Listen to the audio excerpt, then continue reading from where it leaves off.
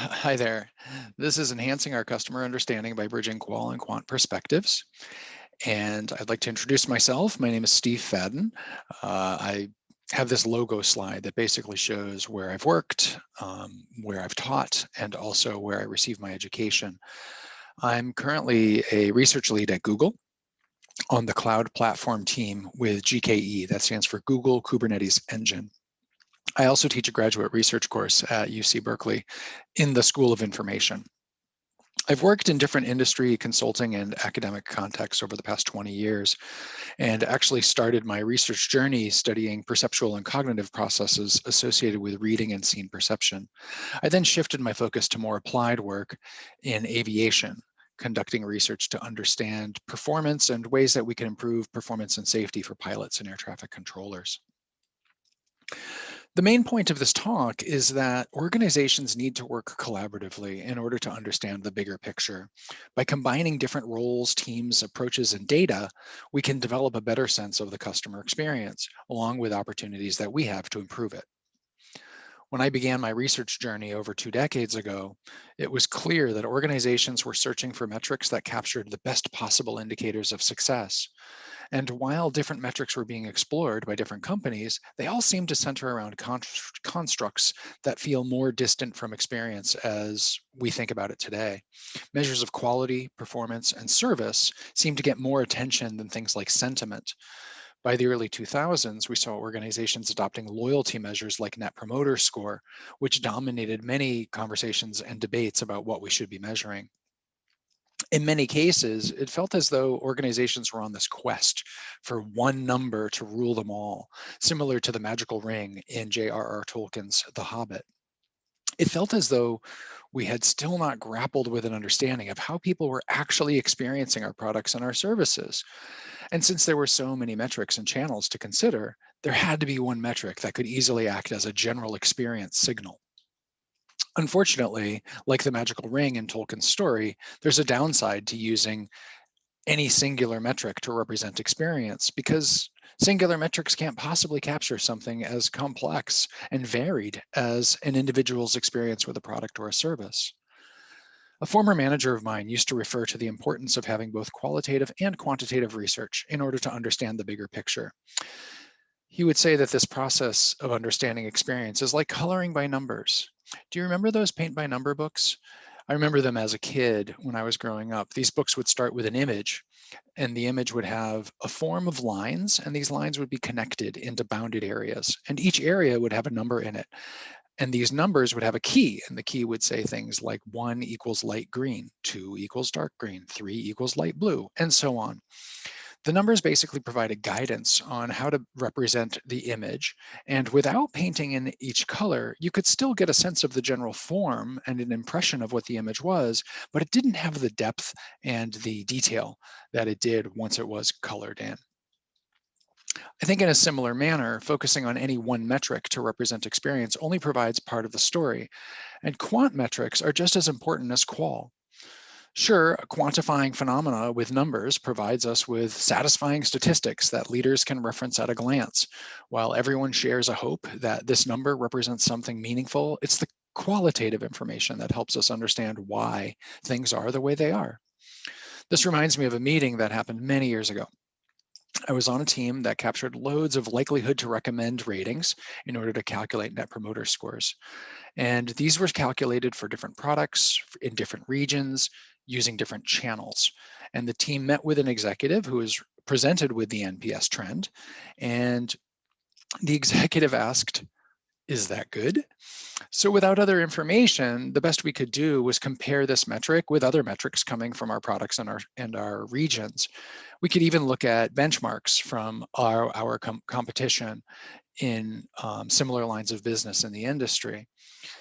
So we, of course, looked at the qualitative information to help shed light on reasons for why our customers provided these individual ratings. And in looking at the verbatim quotes from respondents, the executive noticed an interesting pattern. Based on all the swearing in the feedback, it can't be good. Can we track the number of swears that come in every week? And to be fair, many of the quotes in the sizable data set were very colorful, likely shared by a respondent after a very frustrating experience with our website or our product or our support channels. For a brief time, this did give rise to the use of a swear ratio metric, where we basically provided the proportion of responses that had cuss words in them to the proportion of responses that did not. This metric helped serve as a gauge of intensity of feedback that we were receiving, but ultimately our teams wanted to know more about why so many customers felt so strongly and what they could do to actually make it better. Do you recall the parable about the blind men and the elephant? It's a story about a group of men who can't see, and they encounter an elephant for the first time.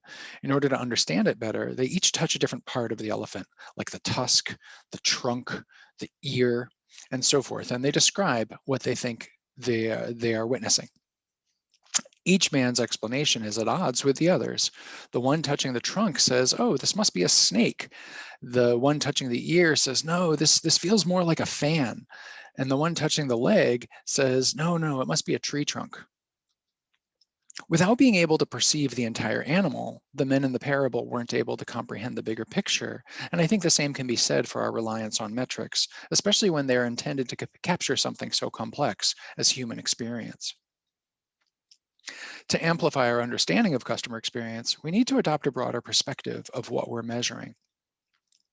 Ultimately, I think this is about building empathy for our customers. To have a broader perspective means we need to walk in our customers' shoes. We need to make sure that we understand and resonate with their point of view, and we are aware of opportunities that we have improved and gaps that our customers are experiencing, and also the peak positive experiences that we want to make sure we preserve. An important necessary for building empathy is context. Context helps us see when our customers may be thinking in certain ways due to things like time stress or social pressure or lack of access to critical content. I worked with a product team that had different groups of stakeholders working with different types of customers. As a result, each stakeholder arrived at a different level of understanding about the kind of experience that our customers were having. For example, executives spoke with other executives, buyers, and people who were in leadership positions, basically making a purchase decision about our product, while our solutions engineers worked directly with system operators and administrators in the companies, and they saw firsthand what the implementation experience was like. And we had teams like user experience working with our end users. So they were very well versed in understanding the friction points and the challenges in terms of usability that our users were facing. But none of these captured a singular experience of our customers overall. And they all were based on the journey that these different types of users were experiencing. So we embarked on an effort to try to raise everyone's awareness of what our customers' different roles were and what their experiences were by partnering with different departments and roles in our org. We led site visits to observe how different types of users worked. We also conducted workshops and meetings to hear perspectives from buyers and executives and support personnel. And we even ran interviews and evaluations to see how different types of users were engaging with our product. Through these cross-functional efforts, we're able to map the journeys that our different customers were taking. It helped us emphasize the message that experience is associated with a journey, and the metrics we gather typically only relate to one particular context, one particular user profile, or one particular moment. Once we took this journey-focused approach, we encountered a challenge in terms of conveying the actual experiences that we were seeing when we were doing our field work. Our team decided to take a risk, and we turned to a deeper aspect of experience, and that was understanding the feelings that were behind what our users were doing, saying, and showing us. We knew that the things that we were observing for our customers were based on the emotional content and the values that they held, for example. In the book Seductive Interaction Design, Stephen Anderson illustrates a hierarchy of experiential needs. He suggests that these needs start with elements like usefulness and usability, but ultimately they go deeper, encompassing aspects of emotion and pleasure and personal meaning. If you're using a product or a service that conflicts with your values, you'll often see that in a not good way with a customer's experience. So by adding this emotional component into our measurements and mapping this along the journey for specific user profiles and specific customers, we're able to illustrate how different people were feeling, when they were feeling it, and what was the context. This provided an even deeper view into the experience and the understanding of it by our stakeholders. Our team gave a presentation at a quarterly review, and we demonstrated how our users' emotions tended to fluctuate based on where they were along their journey. An executive stakeholder was really intrigued and appealed to the group to consider ways to lift the negative experiences that our customers were having. He basically said, how can we lift the lows? Another executive asked if we could develop something like an emotion report card to depict the results for different types of user profiles in different types of contexts along their journey. These discussions really helped guide our measurement activities and ultimately informed how we should prioritize our development investments. The report card also served as a really nice artifact we could use to maintain awareness of the factors that were driving the customer experience and whether our product investment efforts were actually moving the needle in terms of raising the emotional challenges we saw with our products. By working as a team, stakeholders across different roles and functions gained awareness of the value of having access to data that helped them better understand the overall customer experience. Along my career journey, mostly working in large companies, I admit, I've learned that having data isn't usually the problem. Organizations typically have huge troves of data, ranging from engagement and revenue to service and support, and feedback and usability. While quantitative data helps us measure and understand different characteristics of our customer population and how they're engaging, qualitative data gives us insight into why our customers are acting and feeling the way they do. Engaging with a cross-functional partner allows us to team up and look for opportunities to build connections. And then working closely with analysts and data scientists, we can create hypotheses that we can test, and we can understand if any of our metrics have meaningful connection with key performance indicators and business metrics, such as revenue and retention. One activity that I found to be very beneficial from cross-functional engagement is the development and definition of the funnels that matter for your business. I try to think of every activity that a customer engages in as part of a funnel. For example, to raise and have positive awareness of our brand, it's important to understand how marketing efforts influence perceptions. What does the marketing funnel look like? To understand how our current and our future revenue is trending, it's important to understand how the sales and opportunity funnel works.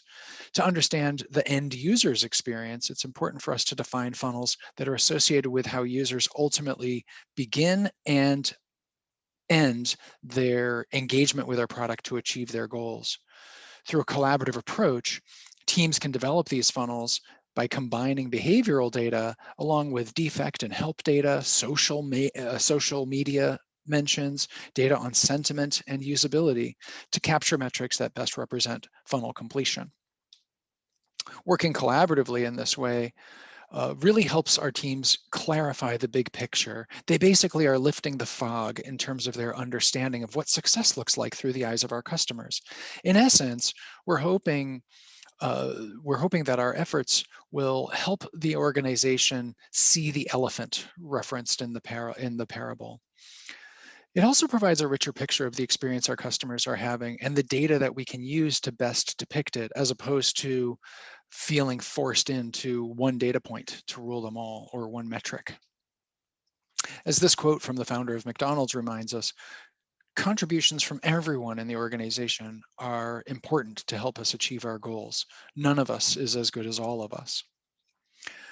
Another benefit to using collaborative approaches is that they can result in better decisions and gains for the business. Numerous studies have shown that diverse teams and organizations perform better than those that are more of a monoculture. While working cross-functionally and collaboratively isn't all that's necessary to improve diversity, it can be a good start to helping the organization understand different perspectives and highlight the gaps and opportunities that might not be evident to any one team. While it's important to engage in collaborative efforts to develop the measurement processes and metrics, the efforts won't pay off unless the data are actually used as part of an ongoing decision-making process that's part of the conversation in terms of what matters to the business. Experience measures and metrics need to be seen as connected to KPIs and business outcomes in order to ensure that they remain part of a feedback loop that results in continued attention and investment. Studies have shown that organizations that engage in this kind of analytical leadership are more successful in terms of business outcomes like revenues and shareholder returns. McKinsey and Company studied 300 publicly traded companies over a 5-year period of time. They identified a number of design-related actions, as they called them, that strongly correlated with better business outcomes. Companies that deliberately measured and invested in design and experience practices, emphasizing cross-functional engagement across the organization, ultimately performed better than companies that did not. By regularly involving our leadership in discussions related to the qualitative and quantitative signals that are coming in, and actively identifying connections between these data and other business indicators, we can influence the decisions and investments that are made to improve the experience. Consider opportunities that you can use to provide experience-related data in key meetings, such as QBRs and other run-the-business events, as well as product, service, and organizational reviews that involve members of cross-functional leadership. When discussing experience-related data, keep in mind that stakeholders are less likely to remember metrics and indicators than the actual experiences that resonate with them. As previously mentioned, we want to build empathy for our customers rather than try to connect people to a disembodied number. As this quote from Maya Angelou highlights, people tend to remember their feelings over all of the other things. She said, people will forget what you said, they'll forget what you did, but people will never forget how you made them feel. I think it's really critical to remember that, and it's important for us to develop our storytelling skills to bring the experience measurements alive. We need to become versed in storytelling techniques to ensure that our audience leaves with a strong memory of what they need to act on and also how our customers feel if they don't. We have to remind our stakeholders and our leaders that our customer is ultimately the hero, and we have to give the customer a voice through the use of quotes, videos, images, and other creative forms of communication. We have to emphasize the gap between what our customer expects and what they're currently experiencing today. And in order to help take action, we can get our audience asking what if questions, engage them in thinking exercises about alternative futures, suggest opportunities that the organization has to improve the experience. By engaging our stakeholders in simple brainstorms, we can help identify the current level of openness and resistance to change that might be made. We can encourage experiments if we notice a resistance. I've learned that people who are resistant to making changes in the near term are often much more open to running a small pilot study or running a little experiment to see what it does. It feels less threatening to people who have a vested interest in the status quo, and it also provides us with evidence and data necessary to indicate whether or not the change has a meaningful potential.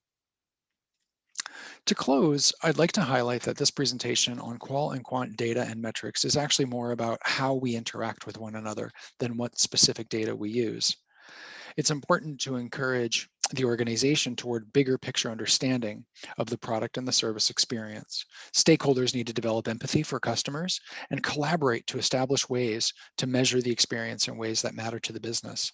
And instead of honing in on one specific metric or measurement, it's more important to communicate the stories that your data are telling you and acting in a way that brings about change to improve product and service shortcomings, address gaps, and shore up our strengths.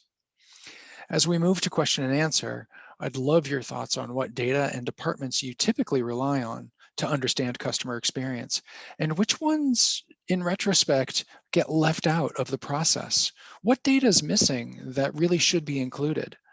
For those of you who are fortunate enough to be an integral part of business reviews and leadership meetings, how did you get a seat at that table? How do you maintain that seat and continue to gain interest from leadership? What advice would you give others so that they might also achieve a role in these types of reviews? Thank you very much for your time. I appreciate the opportunity to share with you today, and I look forward to continuing this conversation.